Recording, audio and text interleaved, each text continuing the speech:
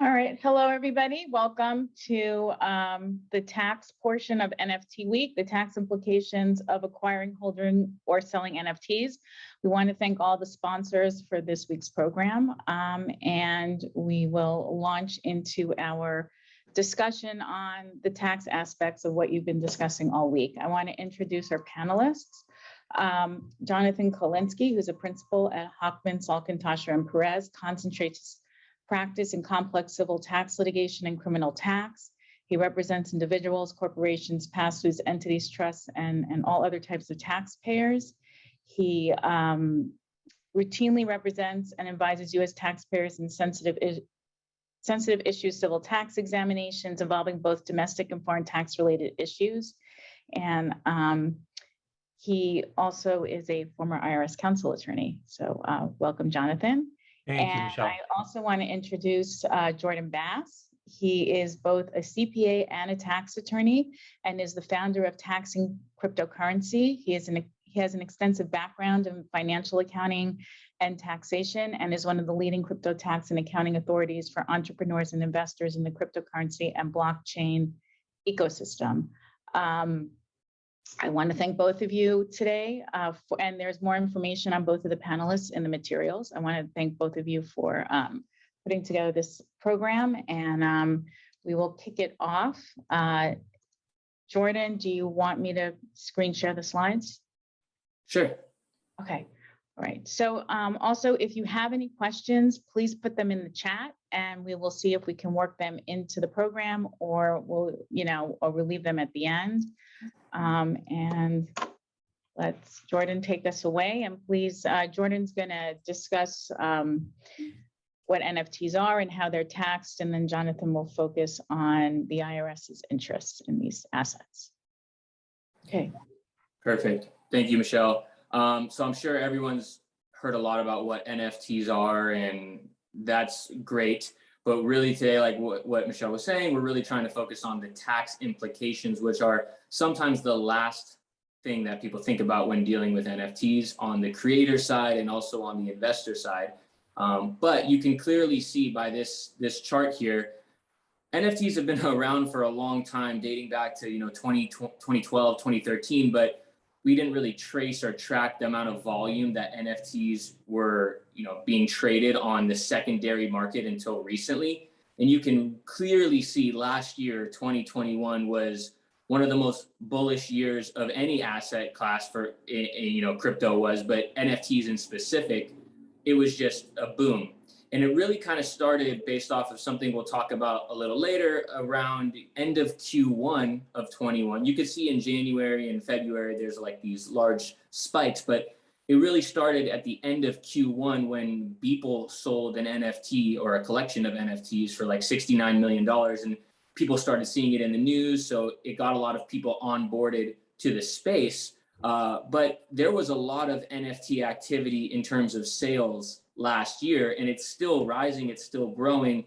Nothing will quite maybe be like that peak. Maybe we'll get there eventually again in the summer of 2021, where we were exiting somewhat of like a bearish market for crypto and in general, and the NFT market really turned everything around.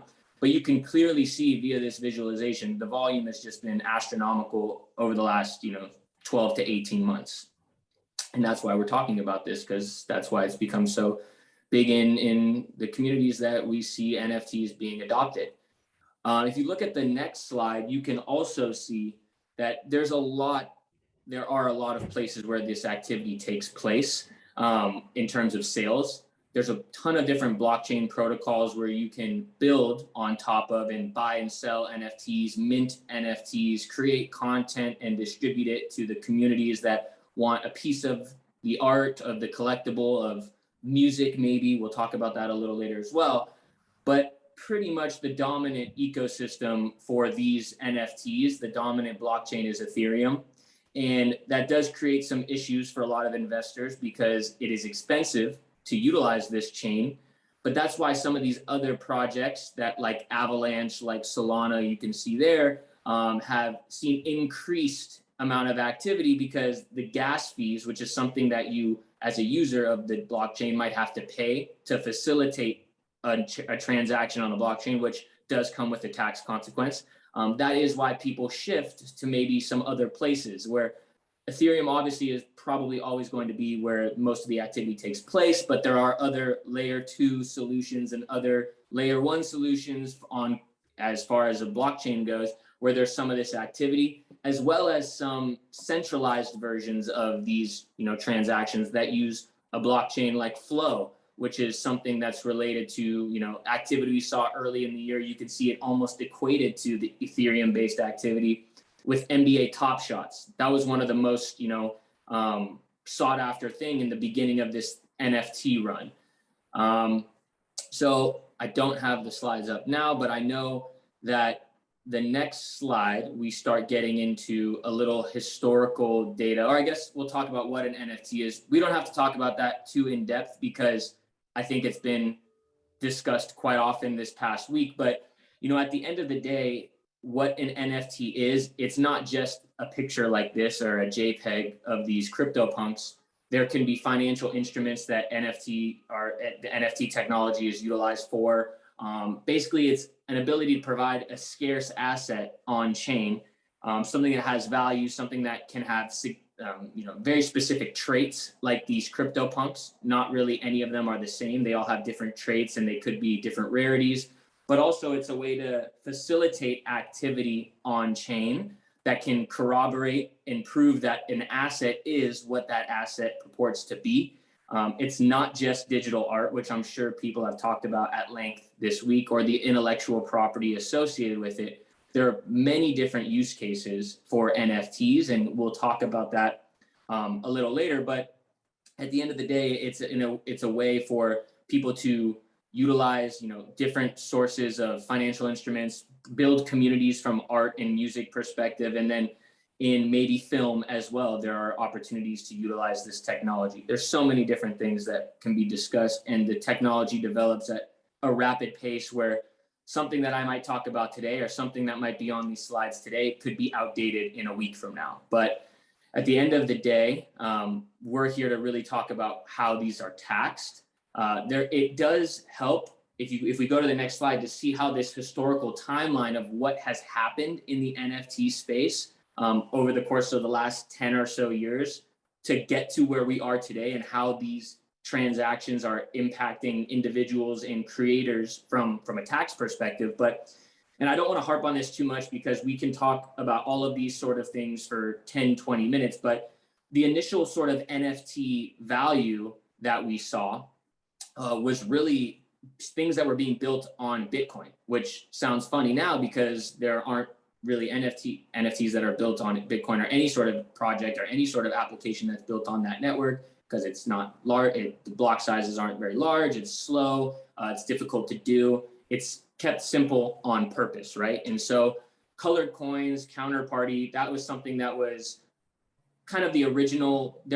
People argue there are earlier NFTs, but kind of the original NFTs that were created that laid the foundation. This was like 2012, 13, and 14, laid the foundation for creating assets on, real world assets possibly, and bringing them on chain, or creating assets like digital collectibles on chain and having a place for people to buy and sell them. And that 3 to 4 year period, 2013 through till around 2016, there wasn't much. There was activity, but there wasn't much activity compared to like what we've seen over the last 5 years. So 2017, we started talking about CryptoPunks and CryptoKitties. These are like, the CryptoPunks, the profile picture NFTs that we've seen people sell for millions and millions of dollars, creating big tax consequences for themselves. The initial creators of this project maybe had some tax consequences when they were selling, but these were valued, so it was a free mint. So there wasn't really any revenue that they were generating on the initial sale. So they didn't really have to consider that. But now what we've gotten to in 2021, 2022, even maybe slightly before in 2020 is what we currently are seeing with the Axie Infinity and the Axie Infinities of the world, the PlaytoEarn NFT ecosystem, or the Bored Ape Yacht Clubs, where they're creating large communities, and these projects are then dropping the ability for someone who owns one of these NFTs to mint another, like a dog, like a Bored Ape Kennel Club, or a mutant Bored Ape, or dropping tokens, which have a significant tax implication and a regulatory implication as well. Not something that I focus on, but there are things that need to be considered with how NFT projects are moving and what they are becoming today. And I would imagine over the next 2 to 5 years, we'll start seeing this technology utilized in everyday life, where it's not just a profile picture NFT, right? Bringing it into the music industry, bringing it into film. So that's kind of the historical timeline of where, NFTs have got. Honestly, this kind of stops middle of 2021 because now things have changed again, and these slides would probably need to be updated. But ultimately, how are these instruments taxed? That's why we're here. So enough of the little intro.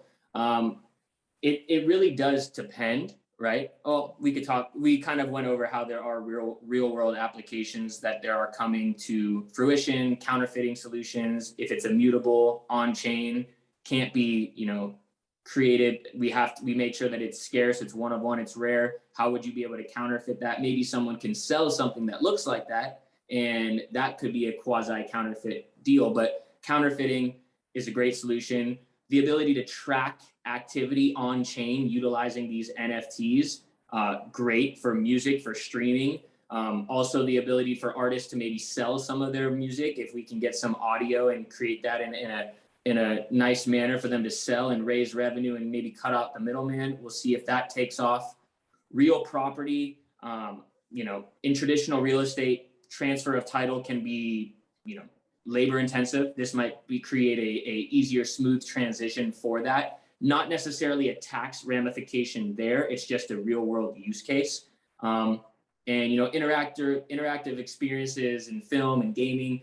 There could be some movies that you're watching where there's, an NFT. I don't know, that there's a scene in the movie where viewers can hunt NFTs. And how is that going to be taxed? Is that income? Is that a sale? That is well down the line, I believe. But there are tax implications to some of these things that are being thought of, which are great to use the technology, but sometimes the last thing that people think about is tax, which I often see in my practice with some of these creators not planning and budgeting for tax issues. So again, that's, I think, a good background of where we are, where we're headed, and where we've been as NFTs. But what we really want to focus on, Jonathan and I, is the tax impact of what does this all mean for taxpayers, for tax preparers, and for creators. So on the next slide, you'll see that we don't really have guidance on these transactions. And Jonathan and I have done a lot of these, continuing education courses where we say this all the time. We might say something in that session that is wrong 6 months from now because maybe the IRS will provide guidance, but it doesn't usually happen that quickly in this space. Usually what would change is the transaction structures, not the guidance, because we don't get guidance that often from the IRS. But again, there's no specific guidance when it comes to NFTs, probably likely deemed to be collectibles under section 408M2. What does that mean? It does have an implication for secondary sales for sure, for investors that are holding on to these assets for a long period of time. There's a different tax rate for long-term capital gains as a collectible as it would be as maybe a pure investment. In that section, the collectible definition is limited to tangible property, right? And this is part of a section that delineates what can be, I believe it delineates what can and can't be held within, a retirement account. And there's a definition of what this is, and intangible assets are nowhere to be found. So we need some more clarification for NFTs specifically. But that is something that guidance will be given, I would imagine, given the amount of activity we've seen in the space. But we don't know necessarily if it should be deemed to be a collectible or not. Some NFTs most certainly should be, but oftentimes, like I was saying previously, NFTs can be used as financial instruments for liquidity providing positions that people have, not just art. They actually receive a token that gives them the right to redeem something in return. That shouldn't be a collectible, right? That looks more like an investment. So it differs, and it will depend on the situation, but we don't have specific guidance. For people that are creators in this space that are creating NFTs, maybe they're, utilizing contractors to build out art, build out smart contracts, and then they're eventually selling the asset. They are recognizing income upon the sales on the secondary market. They may have some deductible expenses depending on what those expenditures were used for. At the end of the day, the net of that activity most likely will be deemed to be your taxable income from that endeavor. And if you have no entity structure, if this is done as a sole proprietor, it's most likely subject to self-employment tax. And that is what we typically see on the creator side. They do this, they'll have a project go live, it'll be minted. They didn't set up any structure. They didn't think about tax impacts, and ultimately they pick it up on their personal return as, a Schedule C sort of business. And for an investor, I think we kind of talked about the differentiation between the collectible tax rate and the highest long-term ordinary capital gain tax rates. It's 20% on the long-term capital gains. Plus, if you're in that, you're probably paying the 3.8 net investment income tax as well. So it's really somewhere around 24%. The long-term collectibles rate sits at 28. So depending on what type of NFT you have, that could dictate the maximum tax rate from a long-term capital gain perspective. Otherwise, these short-term assets are effectively ordinary income. And that's high-level general taxation from an NFT perspective. There are definitely, on the next slide, we probably get into some more. There's a question in here on sales tax, and just wondering, I know this is all discussing the federal aspect of it. And so someone's asking about sales tax, and it's, it's a little complicated because that you have to figure out where it's located. But I'm just wondering if there is any discussion about how you would approach sales tax, or if it's any state is trying to collect it somehow. Yes. So I think this is an issue that, again, we haven't seen it in terms of enforcement yet, but I'm sure it will come, right? And so maybe some take the position that there's no, I wouldn't advise. You want to at least assess what that sales tax burden could be, right? Some might take the position that they're not selling goods, and there's a lot of nuance to this situation depending on what the NFT project is and what is being disposed of, what's being sold on the market. But high level, it becomes a problem because a lot of people are minting NFTs or purchasing NFTs from an unhosted wallet, which is something we'll talk about later, where there's no centralized authority that they're doing this from. They might be using, a browser extension like MetaMask, and then purchasing something using a third-party application like OpenSea, or doing something directly from a smart contract that a project created. And so these projects on the secondary market's easier, but when you're actually getting those mint proceeds, when you're generating revenue, you could, in theory, check the IP address of everyone that is purchasing these assets and do a forensic analysis of what happened on chain and see, okay, some was in Washington State, some was California, some was in Texas, some was in Florida. But the problem that I've seen is that a lot of people in this space, they'll leverage, VPNs, and they might be hiding the source of where they're actually purchasing from. So then how do you accurately account for these things? It is a question I don't have a definitive answer to. It is something that should be considered. And again, like I was saying, tax planning prior to actually engaging in one of these, if you're going to create an NFT project, or if your business is going to utilize NFTs, these things are processes and controls should be put in place prior to, because after the fact, it kind of gets a little difficult to unwind these things. And then there could be an issue. But it's a great question. I don't have a specific answer for it, other than it's difficult to determine even where these sales are being sourced from, not from the creator. Yeah.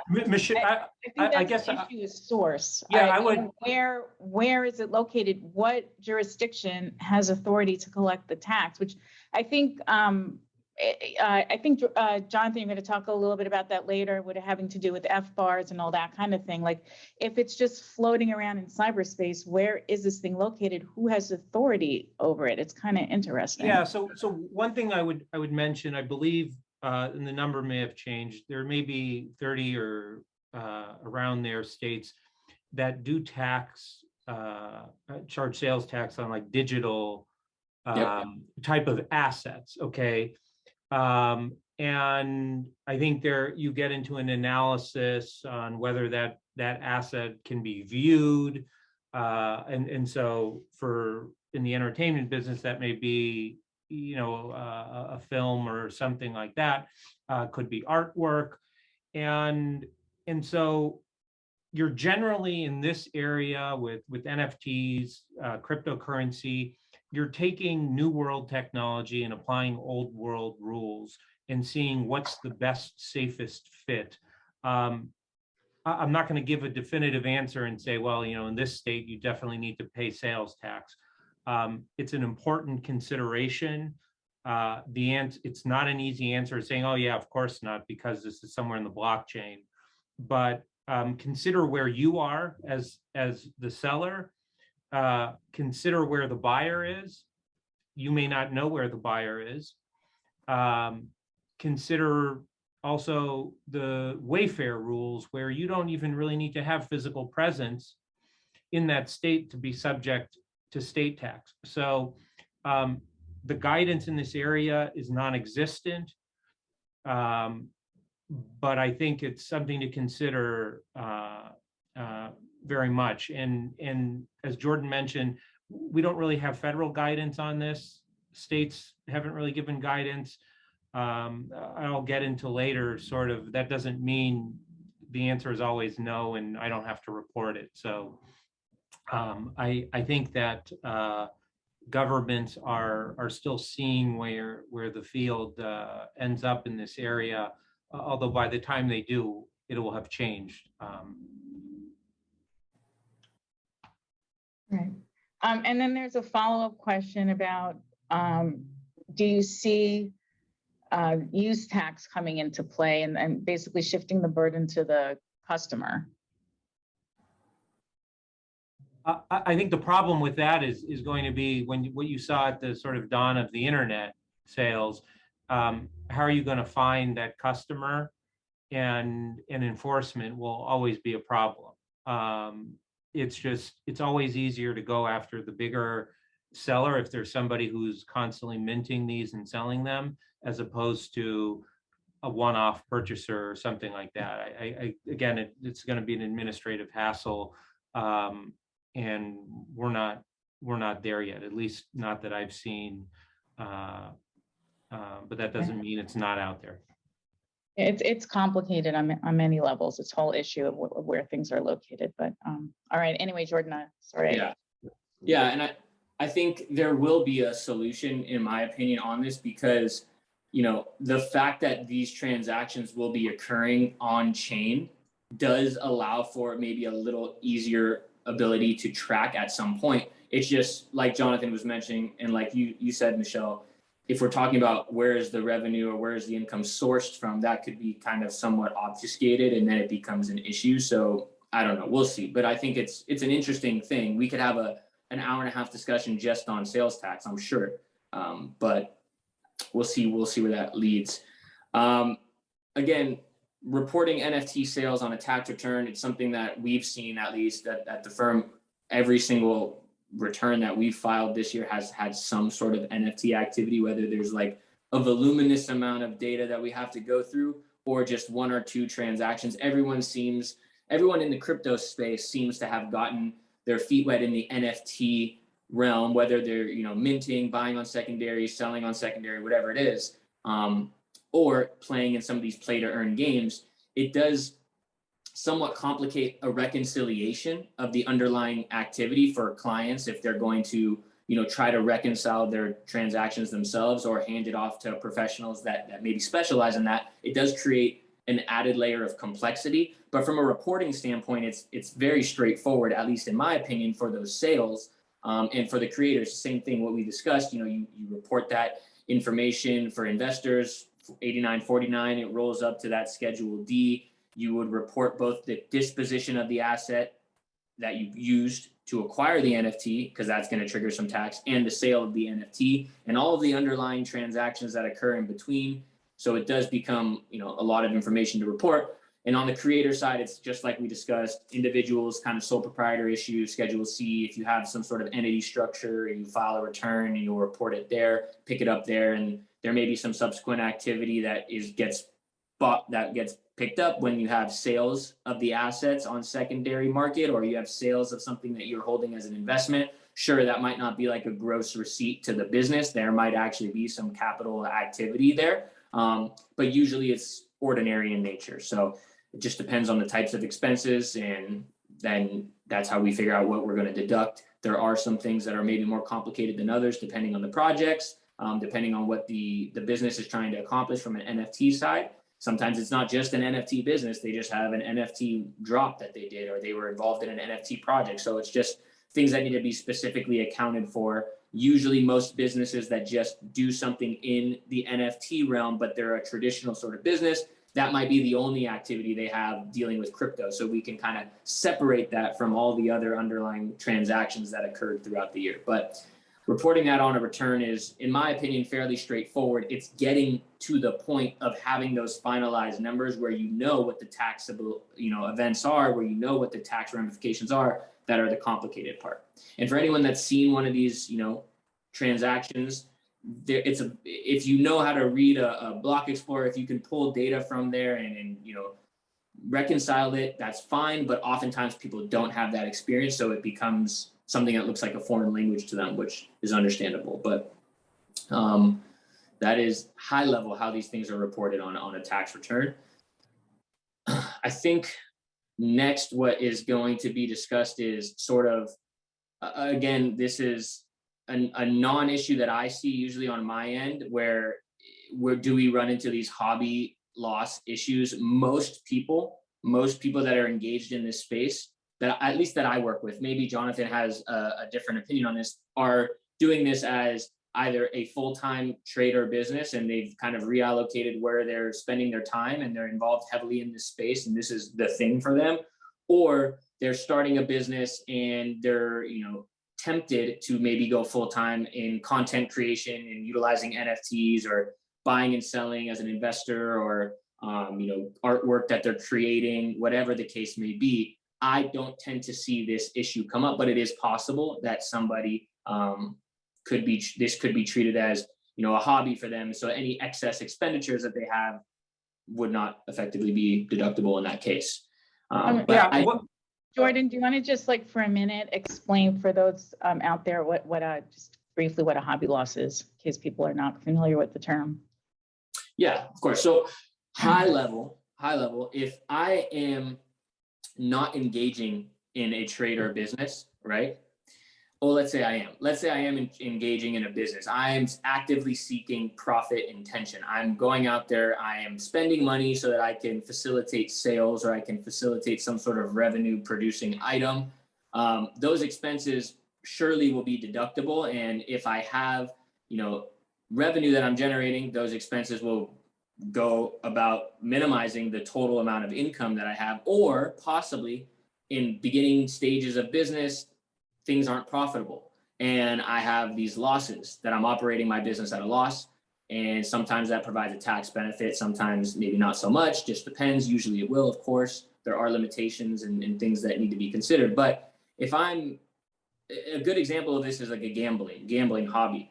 If I'm a professional gambler, and I know the tax code has changed a little bit for this particular issue, but if I'm gambling and I'm operating at a loss and that is my profession, yeah, I can take those losses, I can apply them to my tax return, and I have losses that will be able to be utilized to offset some other income. However, if my gambling activity is merely a hobby, right, where I'm not acting in a manner where this is something that I'm doing for profit, it's not a profit motive, or I'm just not a gambling professional, and I have losses in excess of the gambling winnings, I can't deduct those losses on a tax return. They kind of just are lost forever. And that is effectively at a very high level, without getting into hyper nuanced issues where we look at all these factors, what people would need to consider when dealing with, is this business a hobby or is it not a business? Is this a hobby or is this a trade or business? But I don't tend to see that in the NFT space. And like I was saying, I don't know if Jonathan has seen. Yeah, what I'll add here is your classic case is horse breeding, Horse dog breeding breeding, and your scenario is somebody has a business, earns lots of money, and then they have another activity, we'll call it, that generates a loss, and they use the loss to offset the income from the primary business. And these cases are factually intensive. They go either way. Usually the government is successful because there's a high degree of recreation involved in that. In this context with NFTs, my concern would be like your day traders or somebody who doesn't really run in a business-like manner, and they just think it's a fad, and then use it to offset, use losses to offset other income, and the government will come in and say, no, this is not a business. Again, that's how I envision this becoming an issue, if at all. But that, I think we can kind of move on to the next topic. Yeah, I would agree with that. I think that it could come into play with these sort of things, right? But personally, when I have clients that have done and engaged in play-to-earn ecosystems, the ones that need the tax advice and tax counsel, they've, a lot of people, and we'll talk about the structure of this, but a lot of them have set these up as actual for-profit businesses, and this is a way that they can generate some revenue for themselves. And they, like I was saying, maybe moved into this space full time. But like Jonathan was saying, if you do have these gambling sort of play to earn, depending on the classification, there could be the ability to see how, you could take these losses and utilize them, even though they're not really businesses. But for me, most of this activity, when we pick this up, most of this activity is on buying and selling of what the IRS deems crypto to be. And so we've applied that to NFTs, property, personal property, and we treat them as capital assets. So if there's a loss or a gain that we see on purchases or sales of these quasi gambling or, assets that you use to generate yield in like a play to earn game, we tend to see that picked up as either a capital loss or a capital gain, because it is an investment not for people that are using this for a profit motive, but for just like a passive investor that wants to see, hey, if I buy this and sell this, and they're speculating. We don't tend to see it as like an ordinary activity, but Jonathan's right, that definitely could happen, and it probably will. But this is something that we've seen explode over the last 6 months. The play to earn ecosystems are growing. They create complications because in order to buy some of these collectibles, you have to spend a native token of the project or maybe some Ethereum. That triggers a taxable event. You can breed them by using multiple assets to create a new collectible or a new asset that you can utilize in the game. That could create a taxable event. You then play and you earn rewards. Those rewards are yield that you're generating from the game. That is also income to the taxpayer. That's a taxable event. And then also some of these games allow for people to enter into scholarship agreements with other users. So they're effectively borrowing these NFTs and then generating the income for the underlying owner. And there are expenses and income that you have to maybe account for there as well. So it gets a little complicated, but usually those people that are heavy into these ecosystems, into these play to earn ecosystems, are doing so at large, at least that I deal with, on a large scale, and it's a legitimate business. But I can definitely see how maybe 1, 2, 10 transactions, a de minimis amount of tax gain or loss is occurring, and then how are these people going to report it if they don't have this guidance? So it does become an issue. I think this might be the last piece that I wanted to focus on from a tax perspective is, and Jonathan, I know you have some thoughts on these charitable donation issues as well, when we talk about the need for qualified appraisal and how do you actually do that, when the definition of a qualified appraiser, I don't know if anyone can necessarily meet that in the NFT space. So maybe you just use market values on secondary markets and you have to kind of manipulate what that value is. But at the end of the day, the IRS allows for individuals, based on some of their FAQs that they disperse, one of the few things that they've provided guidance on in the crypto space, allows individuals to treat their appreciated crypto that they've held for longer than a year that they're donating, that's a charitable deduction at fair market value of what that asset is. And if you can find a charity that would willingly accept that. So if you want to apply those rules to NFTs, then you possibly can do the same thing. It might be a little different for the creator of the content than the investor, right? Someone that's holding these assets for a long period of time and is donating appreciated assets.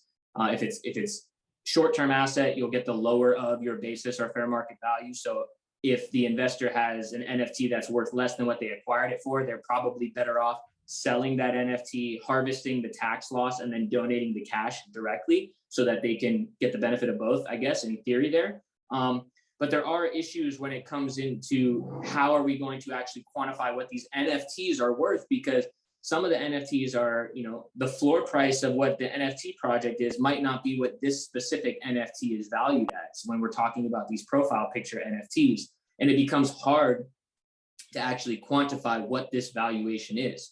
For a creator, for someone that's actually created the asset, there are different tax ramifications, and they wouldn't have this same benefit. Effectively, it would probably be whatever it costs them to create the asset, which sometimes is negligible. But I know that there are things that are being discussed in terms of making it easier for people to facilitate these charitable contributions with NFTs, but oftentimes charities don't even want to take NFTs. They're going to sell it, probably liquidate it in general. Or at least they do that a lot with crypto. So sometimes it's easier to donate the after cash proceeds of the NFT sale, but it kind of gets rid of the tax benefit, and that would maybe defeat the purpose of the donation for some. There are a lot of things to consider when we're talking about charitable contributions and NFTs.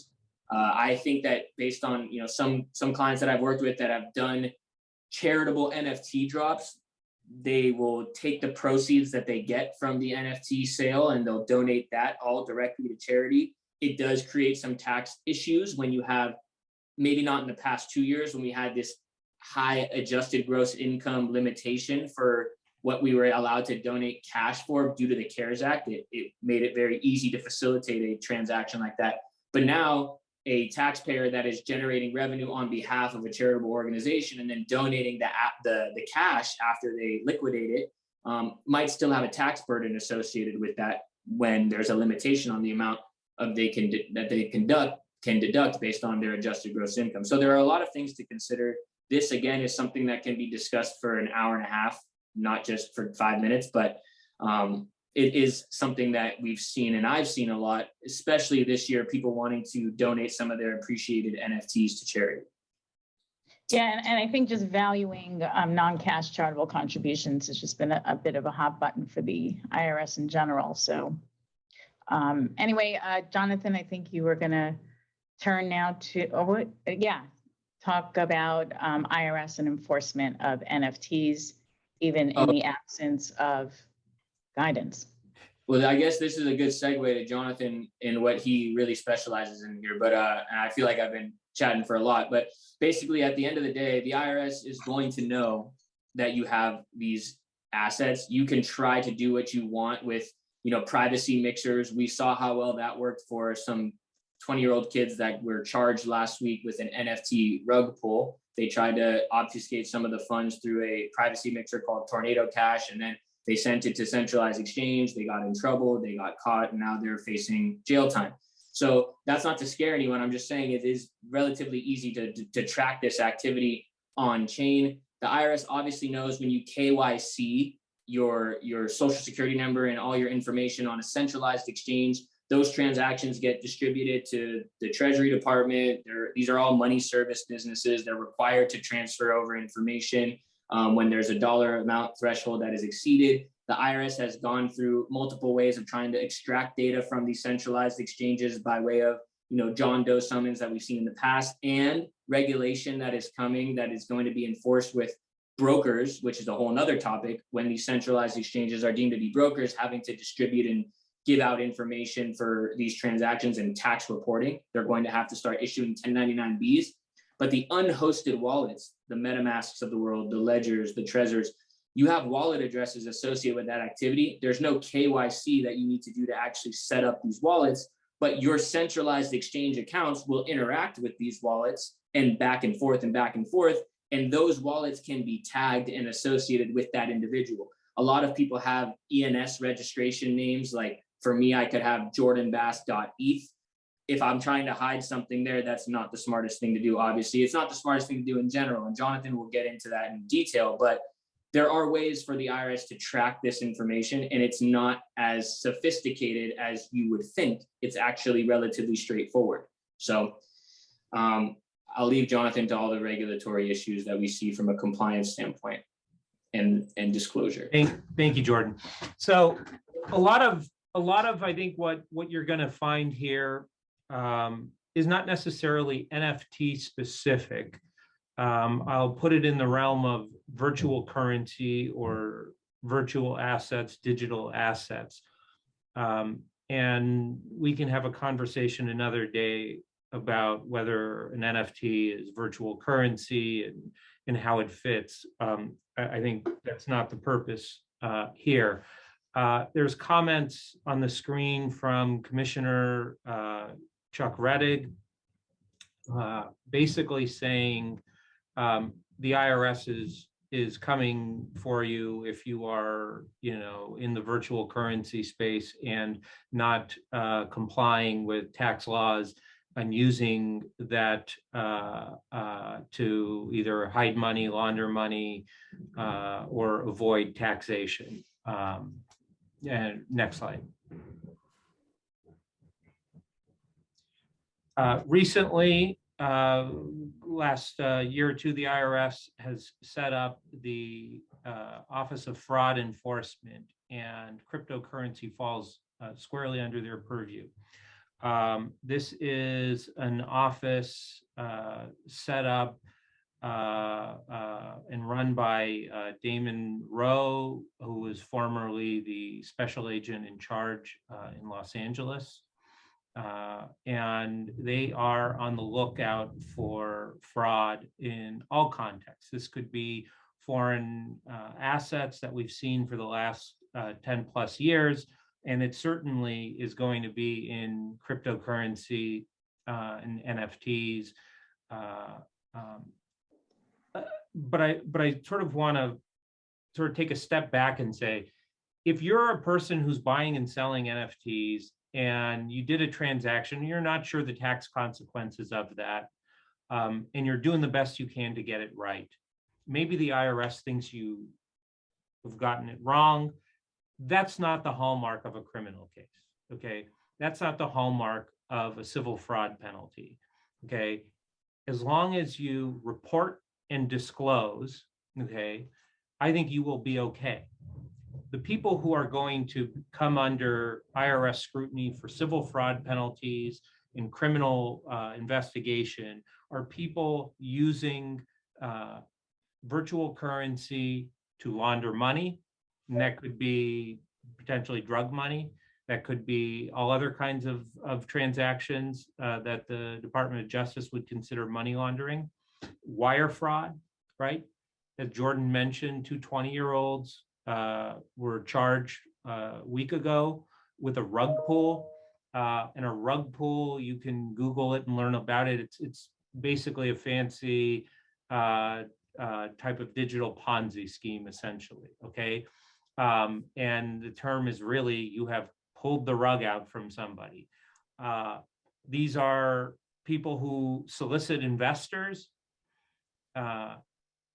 Essentially, they don't even know who they're giving the money to, right? If you want to invest in this, you're like, well, I think what this person's idea is really cool, or they have a lot of followers on Twitter and they have a lot of followers on TikTok, so I'll be able to make money from them. I don't know where they are, I don't know their name, but sure, here's 10,000, here's $1 million dollars worth of Ethereum, and lo and behold, you don't get what you bargained for, and they pull the rug out from under you and essentially abscond with your money, okay, or with your Ethereum.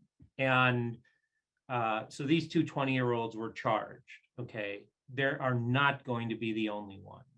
Okay, this is just the tip of the iceberg.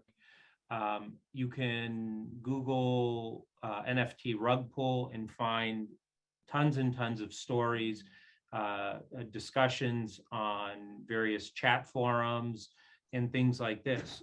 One of the other things enterprising people in this area can do are quote docs people who are doing this. And so you might think you're clever and hiding your identity, but not only can the government find you, other people who think that you are ripping people off don't like that, whether because they've been ripped off or you give a bad name to the industry, and they will expose you. And once you've been exposed, fair game, you might fall under the radar of the IRS or Department of Justice and get prosecuted. So I think as an attorney or a tax professional, you really need to understand the area if you're going to be giving guidance to clients on what they do, not only on the mechanics of if you do A, B, and C, what's the tax consequence, but understanding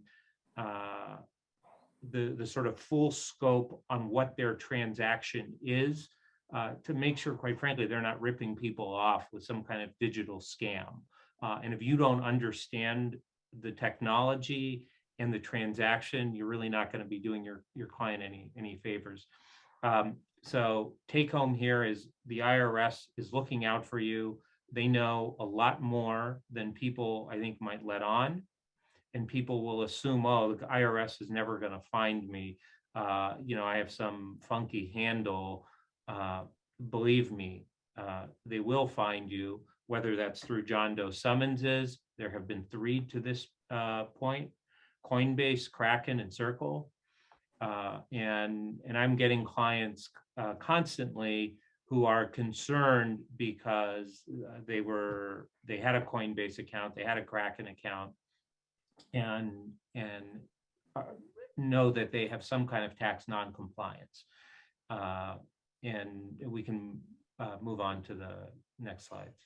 So we've talked about some of these latest news updates. Department of Justice, I think about a month ago, named Yoon Young Choi the director of the National Cryptocurrency Enforcement Team. And again, this isn't an office that's going to be sitting doing nothing.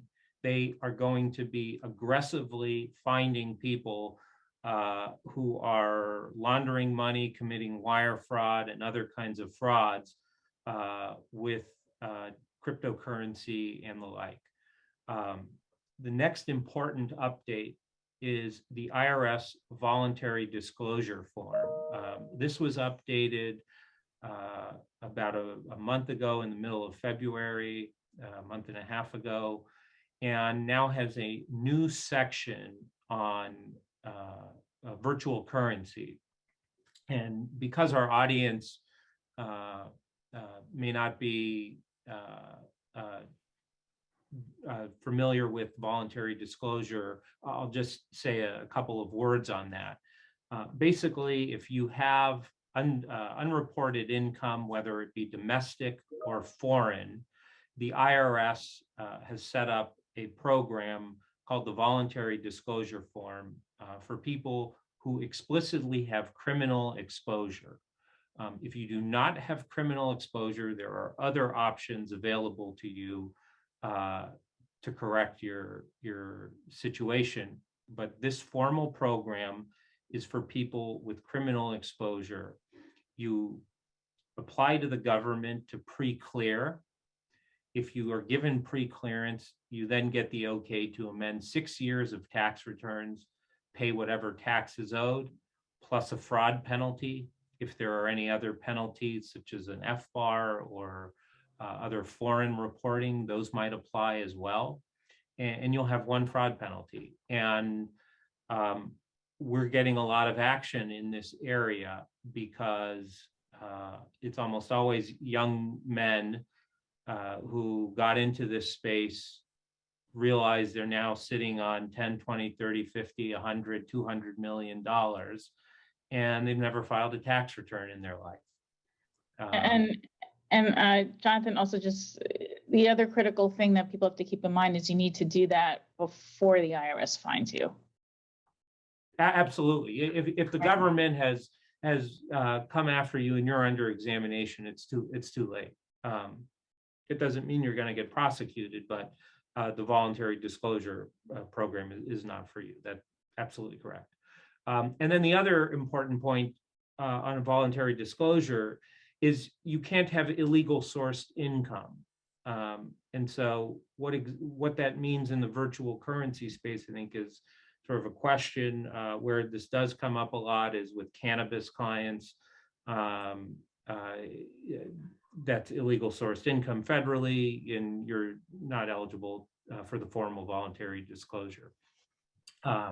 So that's something to, if you have a client or know somebody who might be a candidate for voluntary disclosure, know that in the virtual currency space, it has an expanded section now, and it doesn't directly address NFTs, but it acknowledges that the definition of virtual currency is changing, and essentially your definition may not be the same as the government's. My advice to everybody: disclose, disclose, disclose. I don't think, I don't, the Jarrett case is a staking case that's going on. I think we can kind of skip over that. We can skip this slide. So the IRS has issued limited guidance on virtual currency. And as far as NFTs, I think this is still the best we're going to do for now, other than just sort of using the old rules that we have and applying them. And the first guidance really came out in 2013, 2014, and there have been some additional guidance, revenue ruling in 2019, and then FAQs in 2019. I think we're currently over 40 FAQs. But again, you're not going to find anything on the specifics of NFTs. So we just do the best we can. We report, we disclose, and take sort of those worst case scenario penalties off the table. Next slide. Again, the third point here, I think, is sort of the most important thing that you can take home from any of this. Record keeping is key. If you don't have records, you aren't going to be able to come anywhere close to accurately reporting your income. This is whether you have a brick and mortar business or whether your business is in virtual currency. The blockchain is sort of that record, but that doesn't keep your cost basis. You may have lots of transactions, and then you would run into FIFO and LIFO, first in, first out, last in, first out. How are you going to account for this?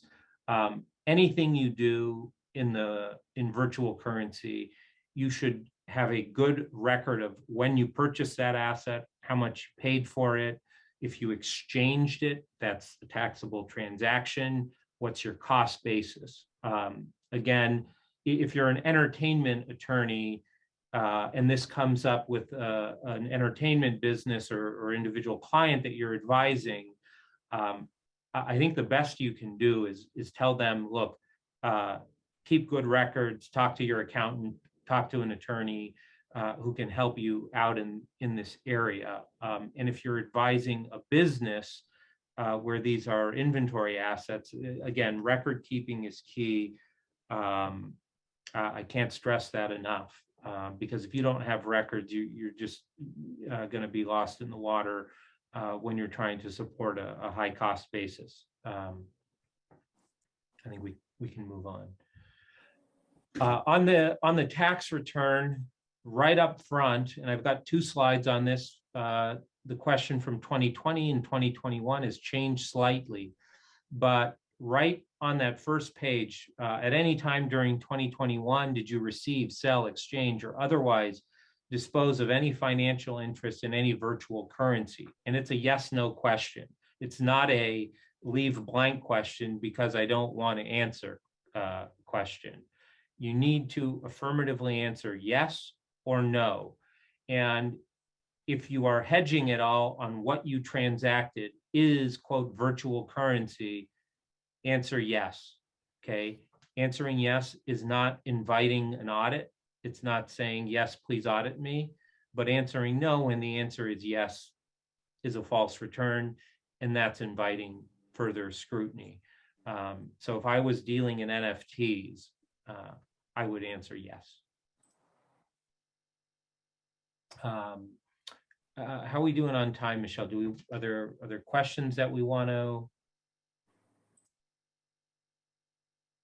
You're on mute. Sorry about that.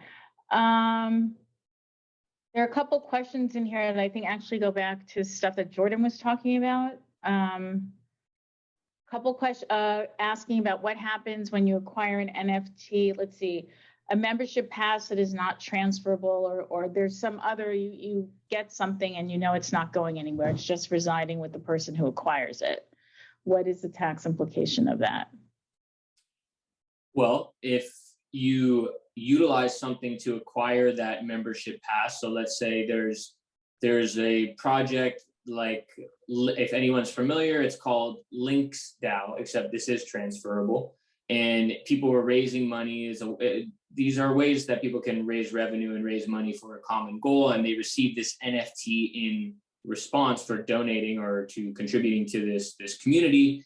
And that NFT allows them access to do something. But let's just say this is a non-transferable membership access. The tax implication would be on that initial acquisition. So if I utilize, let's say it cost me $1,000 worth of Ethereum to purchase this membership, and my basis, which is going back to something Jonathan just mentioned, my basis in this asset that I used to acquire this membership was, let's say, $300. I'm going to have a gain on that acquisition because I've utilized something I acquired for $300 that now has $1,000 of purchasing power. I've recognized and realized this net accession of wealth with my $300 is now worth $1,000. So there's gain on that. And if you have this membership token, if you have this token that allows you to do something or be part of something or purchase merchandise or whatever, there shouldn't be any secondary tax implication involved with that specific token that is providing membership to something. Now, that membership might lead you to, receive shares of revenue. Maybe you're getting distributions. Maybe there are other things that come along with that. But just in and of itself, holding that asset wouldn't lead to a secondary tax implication unless there was something else that would transpire, I believe. Okay, and then there's another question. How would the tax implications of NFT, how would that tax implications change if the NFT would be treated as a security versus a commodity? Well, that's. I mean, I think it's still a capital asset, but it still would be. I mean, I guess this would be more of like an issue for like funds and fund accounting, possibly, in commodities. But I think, and Jonathan might be able to add some color on this because this does get into like regulatory realm. It would be more so, is that NFT project a security? If it's security, there's different, I mean, that project might be in trouble because they definitely didn't register as security. I can promise you that. If that's well, I would say, if you're going to be doing sort of these fancy kind of products, you'd really need to consult with the securities lawyer.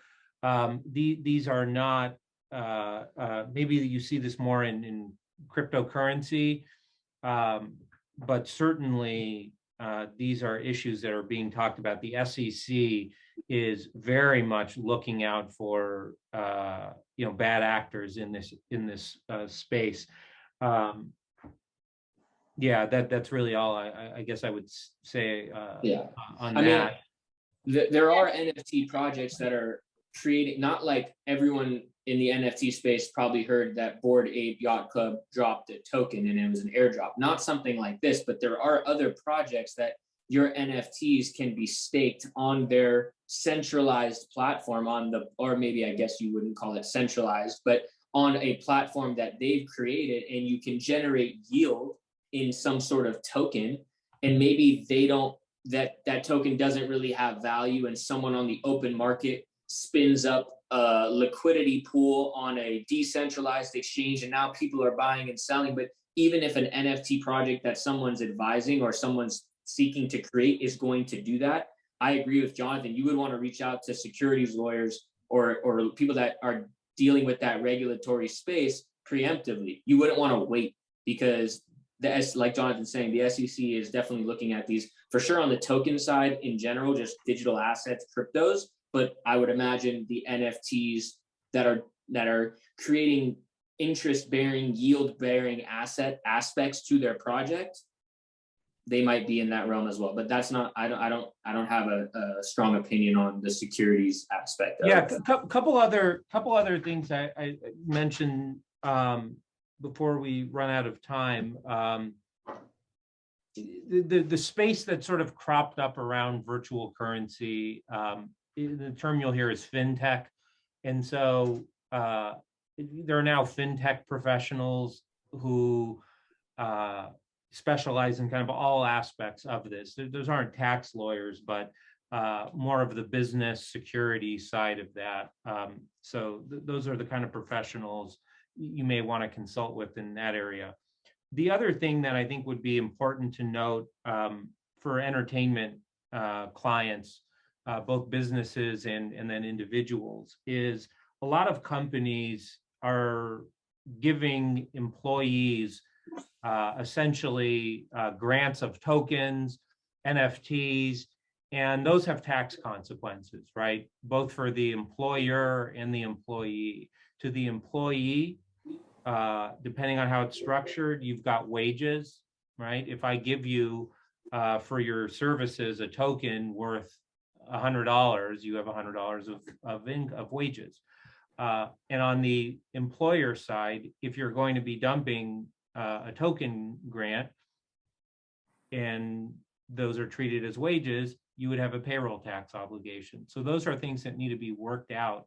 And oftentimes the problem is you're not going to have the cash to pay for it on either side of that transaction. And so structuring those is something you really need to think about, because you don't want to just knowingly walk in to a payroll tax problem where you have a liability that you're not going to be able to pay for, and then at the same time give your employees the tax liability they can't pay for. So how to structure really a type of executive compensation benefits package, that's important here, be it an NFT, be it another type of token that I have seen, and I think you're only going to see more and more and more.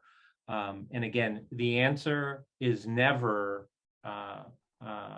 yeah, let's ignore it, let's not report it, let's just do nothing and hope the IRS or the equivalent agency at the state level will never find out about it.